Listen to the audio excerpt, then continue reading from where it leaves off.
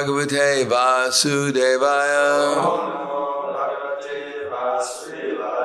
Srimad Bhagavatam, Canto 7, Chapter 11, The Perfect Society, 4 Social Classes, Text 35. Yasya ya lakshanam proktam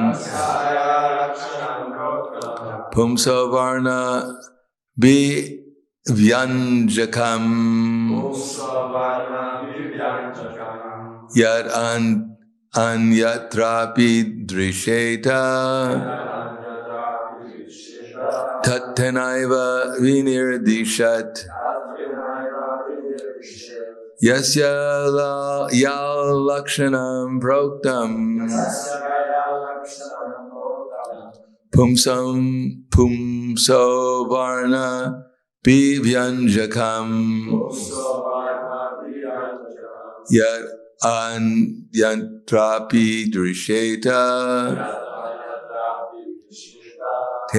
tattenaiva vinirdishat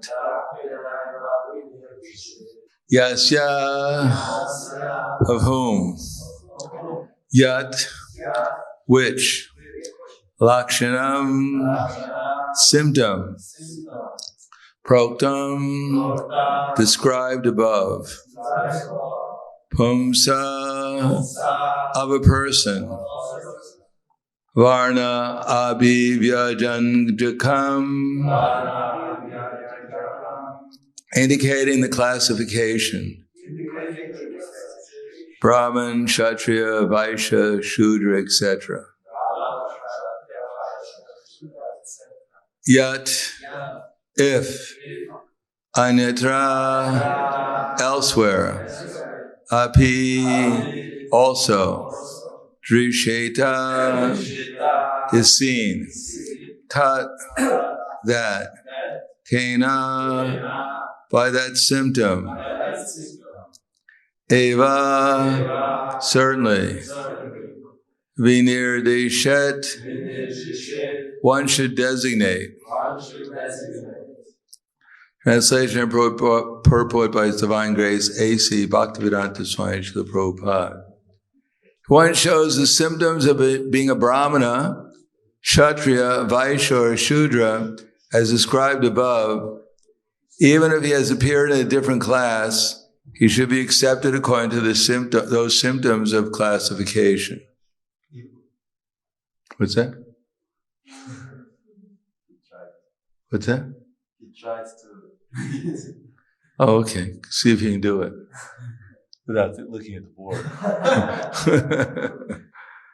Purport. Herein it is clearly stated by Narada Muni that one should not be accepted as a Brahmana, Kshatriya, Vaishya, or Shudra according to birth. For although this is going on now, it is not accepted by the Shastras. Stated in Bhagavad Gita 4:13, Chatur Vanyamaya Shvistam Guna Karma Vibhagashaha. Thus, the 4 divisions of society, Brahmana, Kshatriya, Vaishya, and Shudra, are to be ascertained according to qualities and activities. If one is born in a Brahmana family and has acquired the Brahminical qualifications, he is to be accepted as a Brahmana. Otherwise, he should be considered a Brahma Bandhu. Similarly, if a Shudra acquires the qualities of a Brahmana, although he was born in a Shudra family, he is not a Shudra because he has developed the qualities of a Brahmana. He should be accepted as a Brahmana. The Krishna consciousness movement is meant to develop these Brahminical qualities. Regardless of the community in which he was born, when he develops the qualities of a Brahmana, he should be accepted as a Brahmana. And then may be offered the order of sannyas.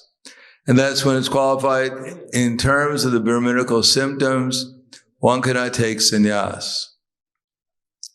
Designating a person a Brahmana, Kshatriya, Vaishya, Shudra, birth is not the essential symptom. This understanding is very important.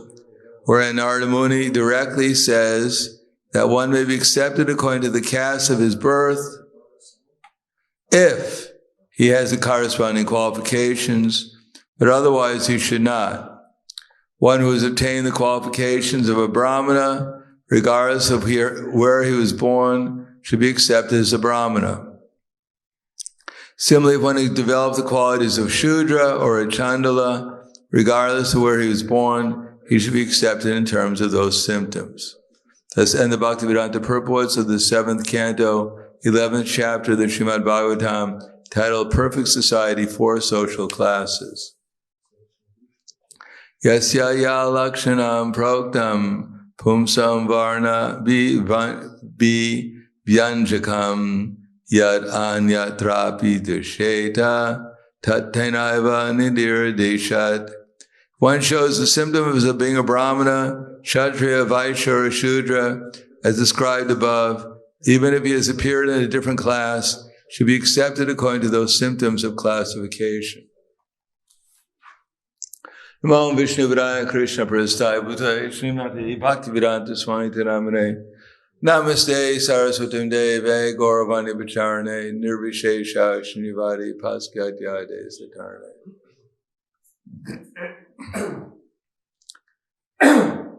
Krishna has two main principles in Bhagavad Gita. Well, there's more than two, but two of the main principles that Krishna repeats twice in the Bhagavad Gita. Because after all, if the Bhagavad Gita is composed of 700 verses, of which all the verses in the Vedic literature are summarized. If Krishna repeats something twice, then obviously he must have thought it was extremely important. And one of the conceptions that he repeats, well, of course, many conceptions repeated more than twice, but practically word for word, is Shreyan Swadamo Viguna Paradharma Sunustitat Shredarame Nidanam Shreyak Paradharmo Bhayavaha. That is better to perform one's own prescribed duty, even though it may be done imperfectly, rather than take up someone else's duty, even if you can do it perfectly. Difficulty in one's own prescribed duty or failure in one's own prescribed duty is better because to take someone else's duty is called dangerous. Bhayavaha. So where else in Bhagavad Gita Krishna uses the word bhaya? Our Bhagavad Gita scholars here. Neha bikramana shosti pratyavayo navidite swapam apyasya dharmasya trayate bhayato no. What's that? Mayato bhaya. So there's even more. Greatest danger. This is just dangerous. There is the greatest danger. The greatest danger is falling back into the lower species of life. So why do people fall into the lower species of life? We already read that if you're a completely sinful person, then you should keep on being sinful and maybe you'll get burnt out and then you'll become a little receptive to Krishna consciousness, which is probably the history of most of us. By the time you're 11 years old, you experienced everything 100 times. You're ready to quit. There's nothing left. May as well try the spiritual world because you already ran through the material world.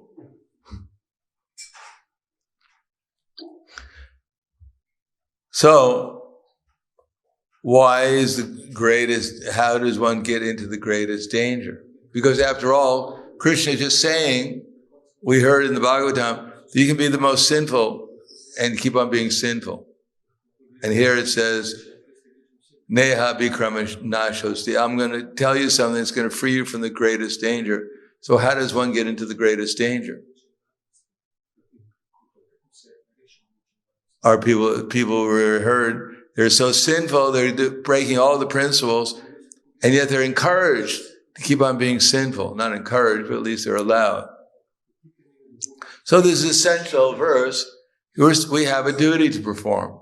We have some occupation, and we're supposed to do it. And if we don't do it, then we get into trouble. We get a reaction for it. So imitation is what caused us to come to the material world. Everyone is trying to imitate basically Radha and Krishna. In the 8,400,000 species of life, every living entity is trying to pretend that they're Radha and Krishna. As we know, there's Romeo and Juliet. There's Tarzan and Jane, as we get down to the species of life. And then we have Mickey Mouse and Minnie Mouse, to prove that even in the mouse family, there's imitation. So that imitation means that no one likes what they're doing. They want to do something else. Everyone's looking around, thinking, if I could only do that, everything would be better at least. So people are caught up trying to imitate. If they have no money, they want money. And if they want money, if they have a lot of money, they want to get rid of the money. It's like Banasura. He had, by the mercy of Lord Shiva, he had 10,000 arms. Maybe it was just 1,000 arms. 10,000 would be too much. 1,000 arms. He had 1,000 arms. Therefore, he was declared the heavyweight boxing champion in the universe. Because he went up against really heavy boxers, but they couldn't block his punches. It was very hard.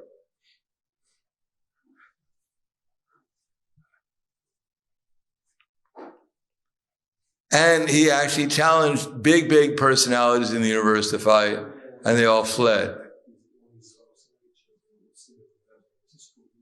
He was so powerful that he was able to capture Aniruddha with his Nagapasha. Aniruddha was not an ordinary personality. He was the son of Krishna and Maharati. So Banasura, he had so much power, and he would go and challenge demigods, and they'd flee. But when you have lust, which is impelling us, if you can't satisfy your lust, if you want to fight, no one wants to fight with you, then you get frustrated after a while. So he'd go to the mountains and he'd smash the mountains to pieces with his arms.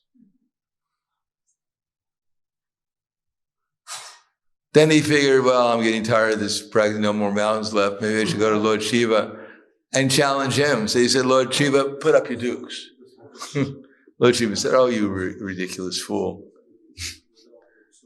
He said, don't worry, that soon your flag of victory will no longer fly. Oh, actually, soon you'll find the match who will smash your pride to pieces, and your flag of victory will no longer fly. So did Banasura become disturbed or fearful? No, he was waiting for the day.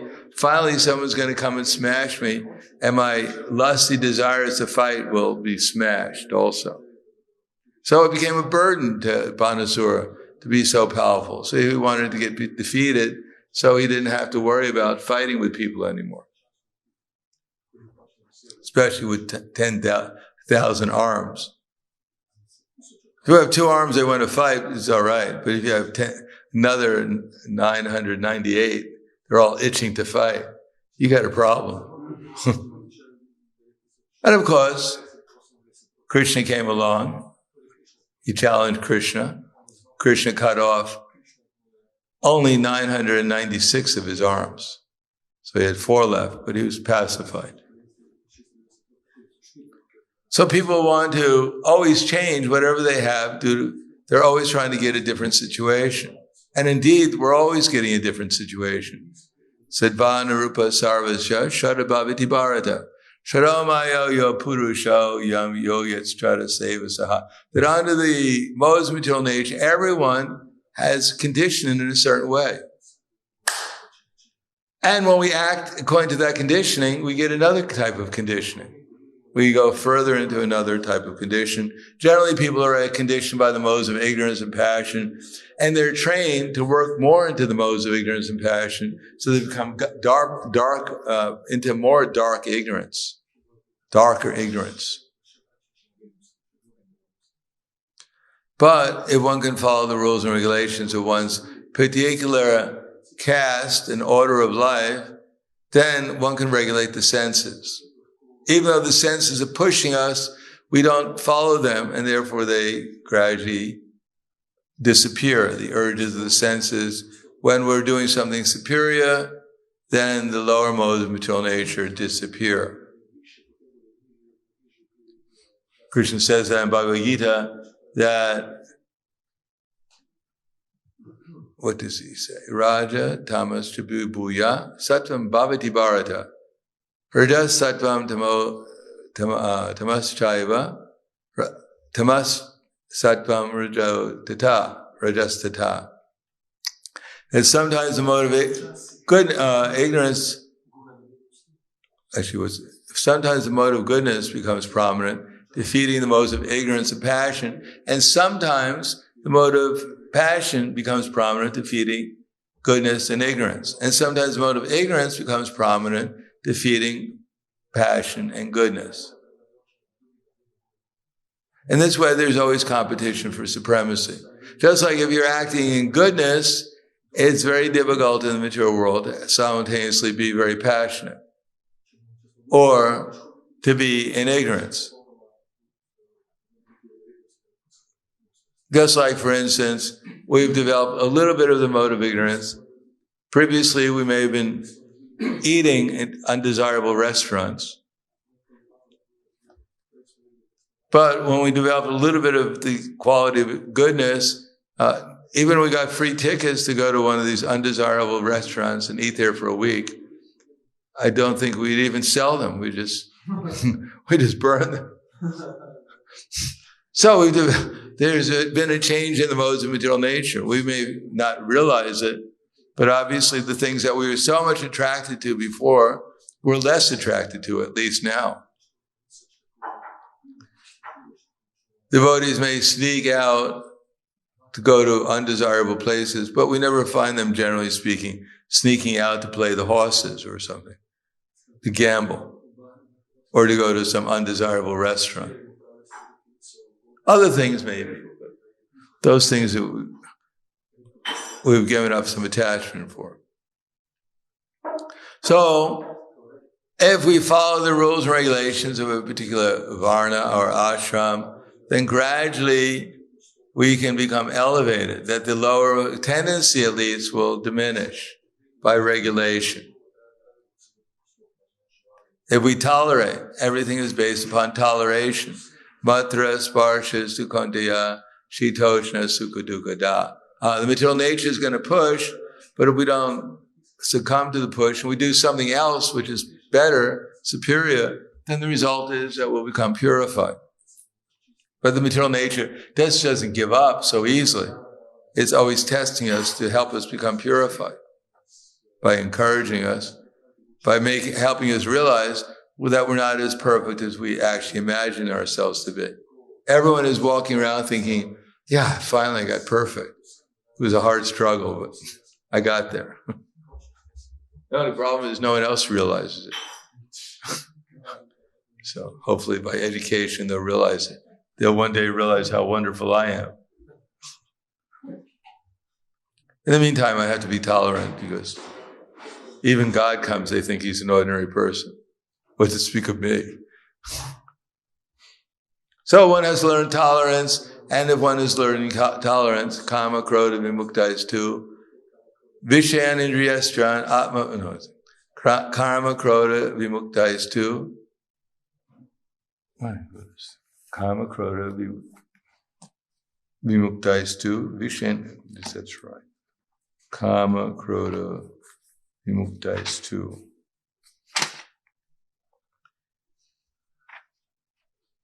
That's the wrong verse there. Shagnoti haiva yakshodum prakshariri mokshana kama krodha budam degan vimukta jasaki nara.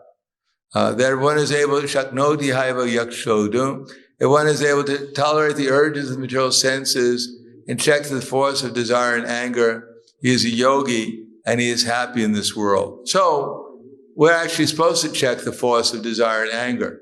Not that I'm a helpless victim. Repression is very bad. Yes, repression is bad, But we should do something superior. It's not that we should just sit there and repress. I want to do it. I want to do it. They won't let me do it, but I want to do it. Prabhu, could you do this? No, I'm just so frustrated. I can't do anything. Just thinking about what I want to do and I can't do. Yeah, if that's true, then one will simply be frustrated. But if one can do something better, then one can think, well, one can forget about it. In the same way, sometimes we have a toothache. Anyone here ever have a toothache? Never had a toothache? Wow. Something to look forward to. New experience. So sometimes people have a toothache and it hurts a lot. Don't be envious. It hurts a lot. But then there's something you want to do. Like, when we were materialists, maybe we were watching some football game. And the game's on, you just got to watch it. I got to watch. And then you just forget about your toothache. You can't remember it. And then after the game's over, especially if your team lost, oh my God, it hurt twice as much.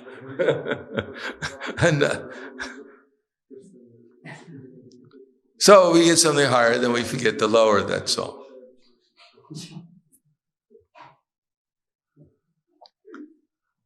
Therefore, some duty is given so that we can get a higher taste. And of course, in this age, since even we try to follow the Varnashram system, we'll be an utter failure. Because Brahmins in the Vedic culture were actually Brahmins. We think we get a sacred thread or something like that, then we become a Brahmin. But as Prabhupada mentions here, you're supposed to have the qualities of a Brahmin. Anyone here equally minded all the time, 24 hours a day? Nothing disturbs one. Someone can come along, punch us in the face, we say, oh, here, even it out. Equiminded is sense and mind control. We eat exactly what we need to survive, not a peanut more than that. We have complete control over our senses and mind. My mind never wanders from Krishna. As soon as it wanders from Krishna, immediately comes back. That's only very rarely, though.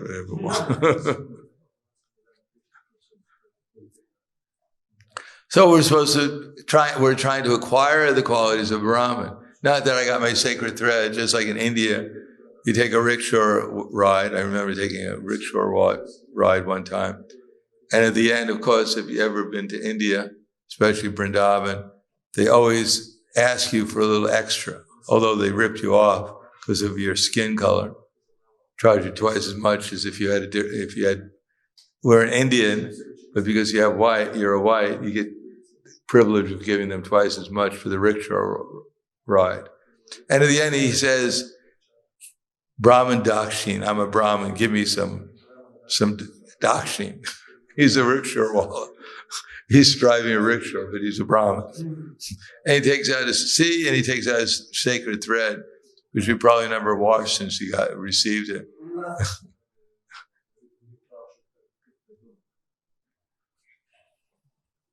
It's Brahma Dakshin. So there's no question of developing the qualities of a Brahmin or the occupation of a Brahmin. People just imagining that there's something that they're not. And even in our society, sometimes we walk around, we think, yeah, I'm a Brahmin. Yeah, right. So, my dear Brahmin, maybe you should wash your hands before you eat. Oh, come on, the sink's so far away. Give me a break. I've been working hard.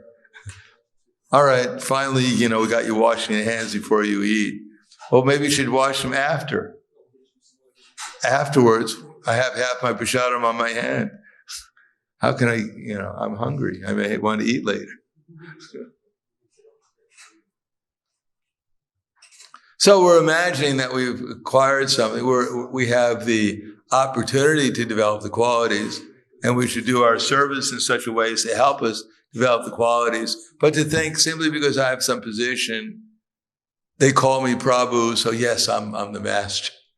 Finally, I was in the material world, everyone was kicking me around like a can, and I joined the Hare Krishna movement. And suddenly everyone's calling me Prabhu. Yeah, more and more. That's right, I'm Prabhu. Soon I'll be a Swami or something. Swami, oh, yes, that's right. Bow down, mister. Yeah, stay there for a while.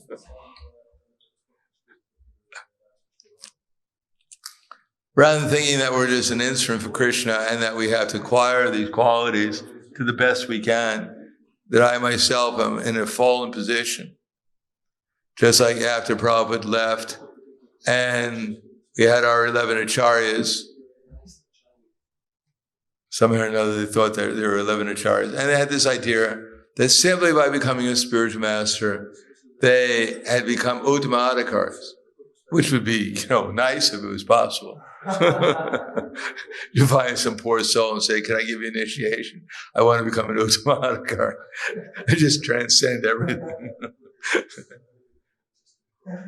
And even my friends, who was one of the acharyas, so-called acharyas at that time, he came up to me one time.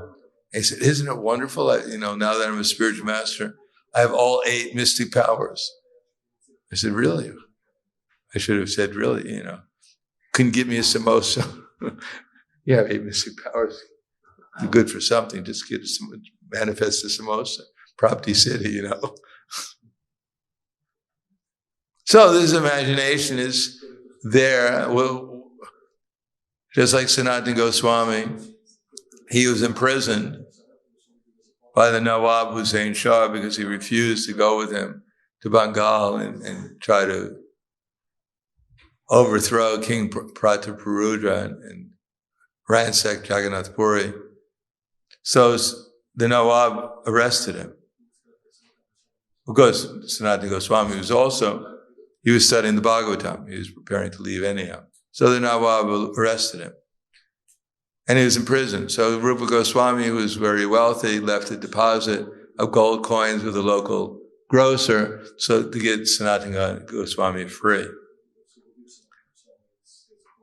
So he's trying to bargain with his jail keeper. At that time, they didn't have elaborate prisons. They just killed everyone. They didn't like you. They just killed you. They didn't have saved the expenses from trying to feed you. So Sanatana Goswami was in prison, and generally speaking, what they did is they put a metal ball on your leg, so you couldn't escape. You're walking along and someone says, hey, where did you get that metal chain? I got a gold earrings and I got, something for my wrist. And, I thought it had something to my leg too. Paint a big smiley face on the ball. You like it? I can get you one too.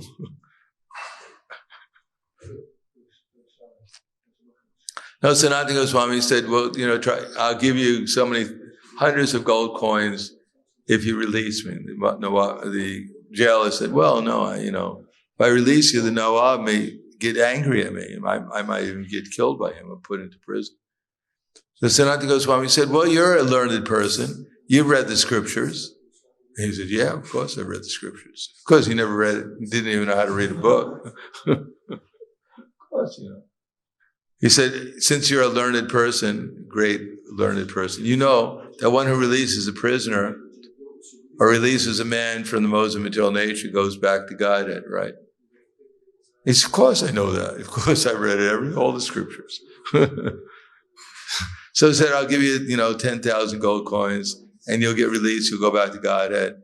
And just tell the Nawab that Sanatana Goswami was passing stool when he went to bathe in the ocean. He threw the ball into the ocean and drowned. Besides that, I'm on my way to Mecca, and you'll never see me again anyhow.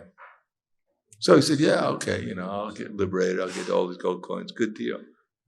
So he cut off Sanatana Goswami's chain. In other words, the man was completely uneducated, never went to school, didn't know how to read, probably never touched a book in his life. But as soon as someone put him in a position of great exaltation, they immediately accepted it as true. So that's the nature of illusion. Everyone's accepting the material identity with his body as true because they think it's something special. It's worthwhile. No one thinks, oh my God, I accepted this horrible body as my identity and now I'm suffering so much, maybe I should give it up. No, everyone's taking shelter of this identity thinking, I'm having a great time here. I just want to make it greater, that's all. Although it's completely false, there's nothing to do with ourselves. So we accepted one false identity and we're prepared to accept so many other false identities if we think it's going to improve my position here.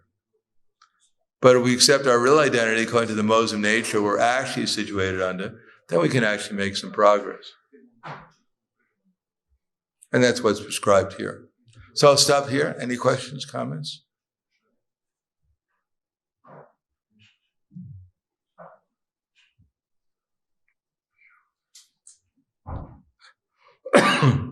So you said if somebody punch brahmanas in the face, they just don't fight back. Well, if they know how to fight, they probably fight back. Take some training, though. No, this idea, of course, someone punches in the face, either you run or you try to knock the guy out before he punches you again. Because it's Krishna's body. We have to protect Krishna's body. Now we just get angry, but we should think it's Krishna's body. It should be protected. Or else we should run, which is probably the better thing. Because so I'd ask what everyone learned, but I think it's late anyhow. So we'll stop there. Thank you very much. Grandharaj Srimad Bhagavatam Ki Jai. Srila Prabhupada Ki Jai. Gaur Premanande.